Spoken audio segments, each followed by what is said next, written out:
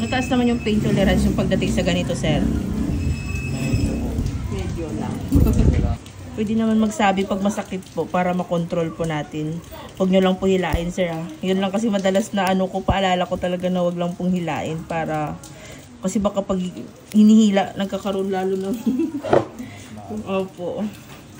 Kaya sinasabi ko pag hindi kaya, sabihin lang po.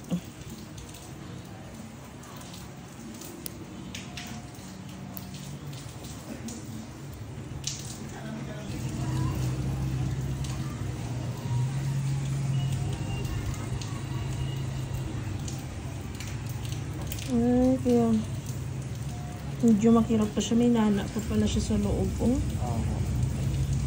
Nasasagit mo yung masakit mo. Sorry.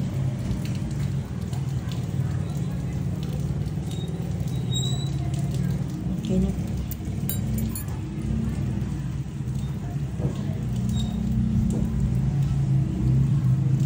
Ayan o, tingnan niyo po yung kuko na nakabaon.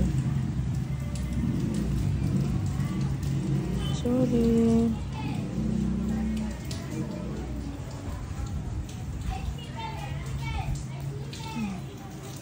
O yan siya, gusto ko matanggal naman. May natira lang pong kaunti.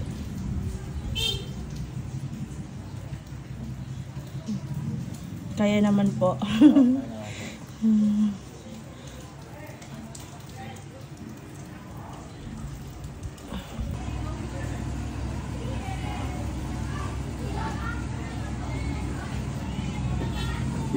Ayan. Medyo may kasakitan ito, sir, kasi puno po ito eh.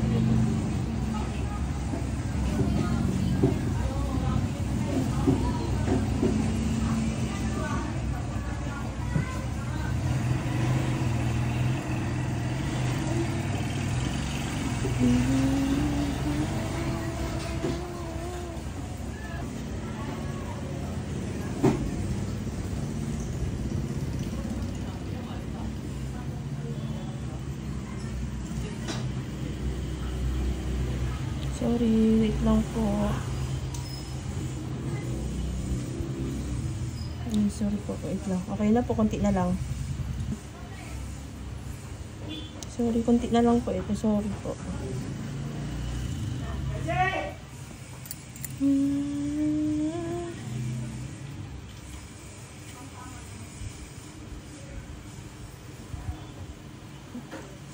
Ay, okay na po.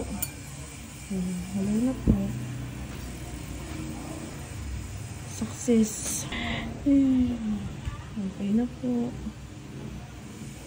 Tingnan ko na lang ito.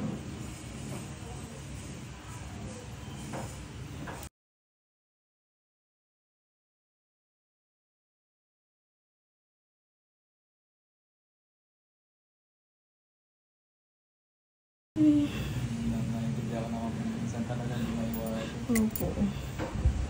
Minsan dala na sunod-sunod ng pagod din po yung customer, sunod-sunod po ba? Tapos mga ganito operasyon lahat simula umaga hanggang gabi po yun.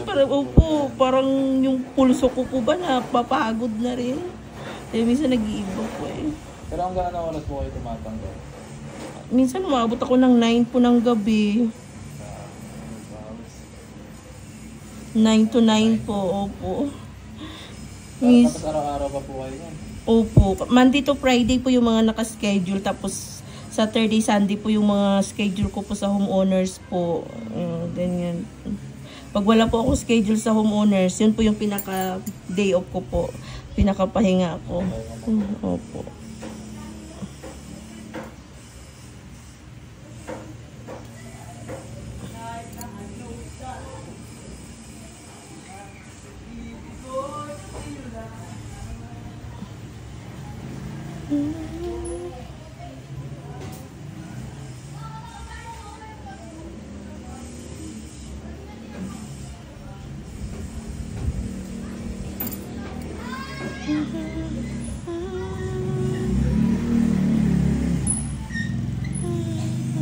Okay na po, wala na. Papagalingin na lang.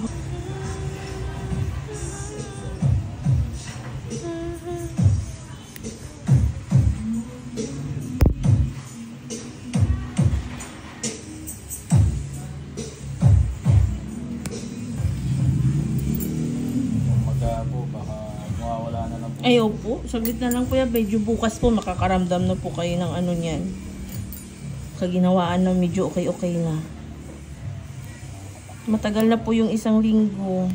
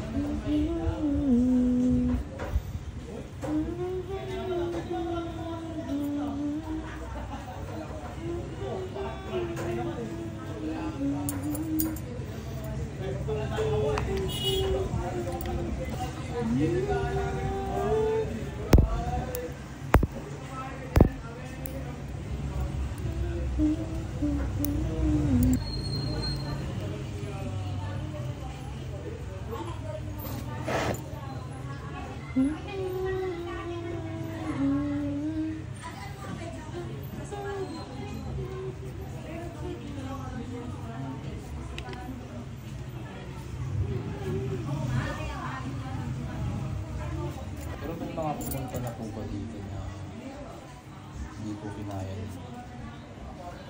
Wala pa naman po yung parang umurong po sila. Okay. Hindi naman, wala naman po.